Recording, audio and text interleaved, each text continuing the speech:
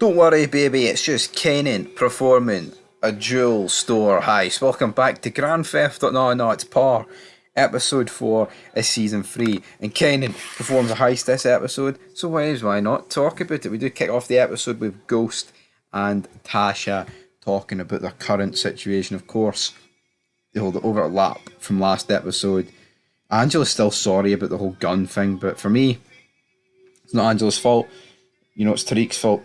I don't give a fuck if she left the gun out. I mean, it was in her wardrobe at the fucking top. He shouldn't be looking at it. I actually cannot believe how much of the blame that Angela's getting. She's actually fucking saying sorry. I just don't get it. She should be like, it's not my fault, Ghost. They shouldn't be looking for my fucking stuff. I mean, it should be that simple. I don't understand, honestly, why it's not. But we do see more shit with Ghost and Ball this episode. It's just see everything Ghost is doing with the club. I just do not care, man. It's like opening night now, and not how opening night is. He's told this episode to get like a social media presence, but it's like open night at this big club. And in order for him to have a successful future, he's going to need to build up a presence on social media because all of his rivals have that. But he's like, oh, but it's the allure. I like that. I like that. We then go to Jukebox. She's kind of giving everyone the hype up about this entire heist that's going to be happening later on. Everyone's got their roles. Kenan then comes in. He says he wants a bit of it. And then everyone's like, nah, no, this guy. Everyone kind of badmouthing Kenan. Obviously, they don't know who he is, but I would have thought this guy. Obviously, they're in Washington, this crew, right? But I would have thought that,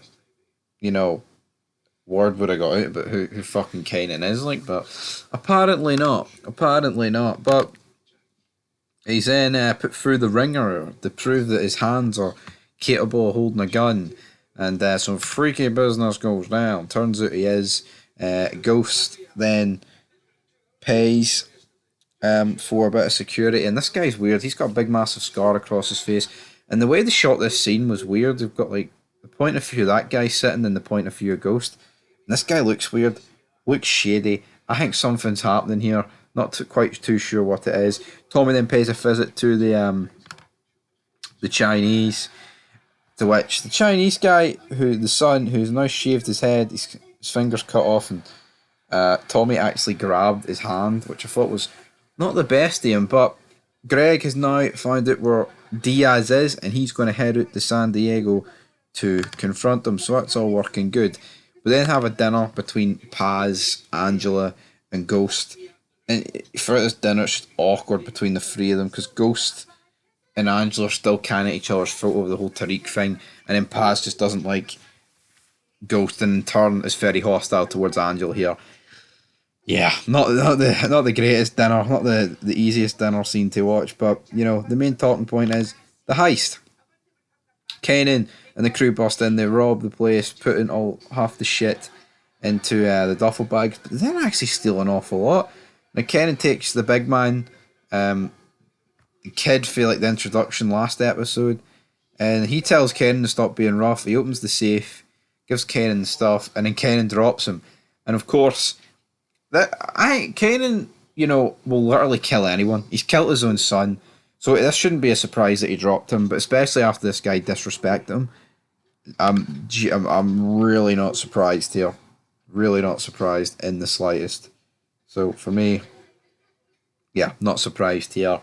So boom, boom, boom. Andre, whatever the hell you want to call this guy, gets word for his old crew back on the block that a couple of he said Koreans are going to be taking it.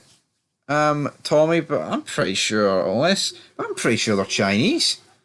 Because I'm pretty sure Tommy called them, he did the whole Konnichiwa, which is Japanese, and they took it back. Like, how fucking offensive that is, we're Chinese.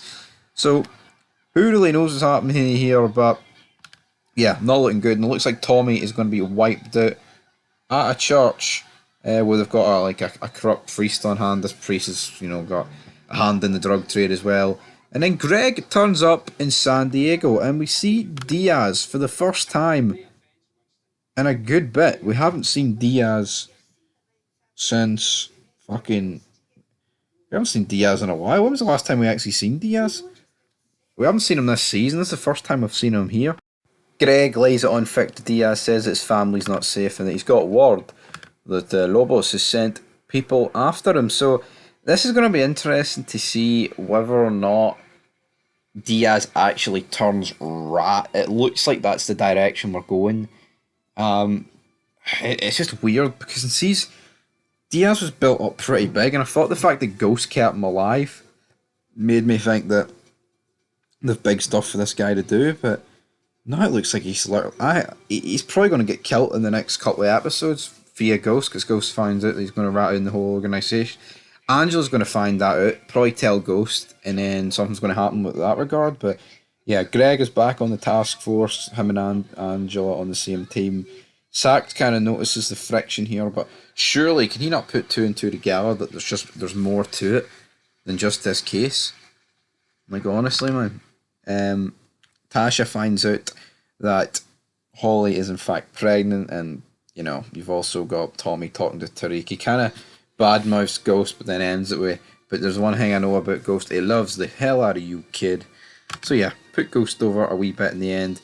But Tommy is literally just cannot bring himself to kill Ghost, and Holly confronts him on this, and I'm thinking, what can Holly realistically say to Tommy to actually get him to kill Ghost? I don't think anything can make Tommy kill Ghost, unless Ghost actually like killed Holly or something to that extreme level.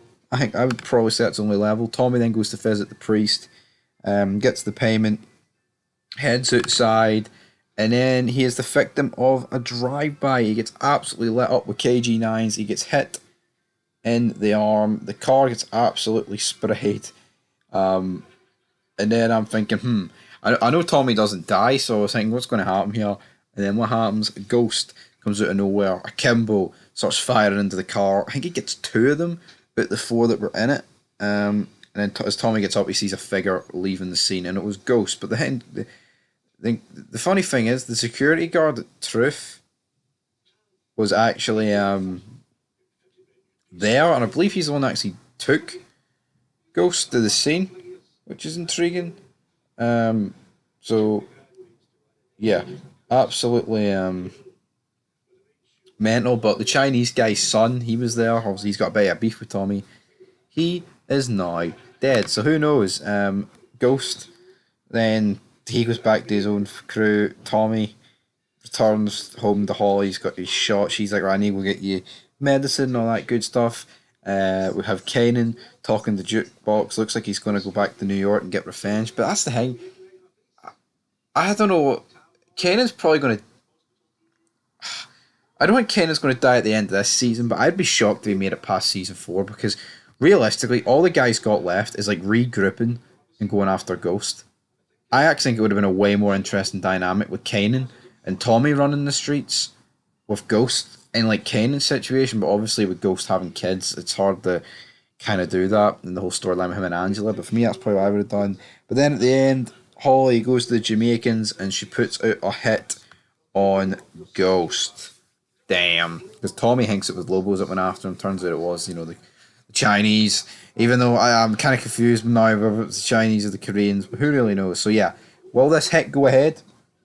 I think this was a much better episode. This felt like early par. We had a heist, with a drive-by.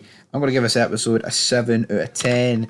And hi guys, that's it for par. Episode 4 of season 3.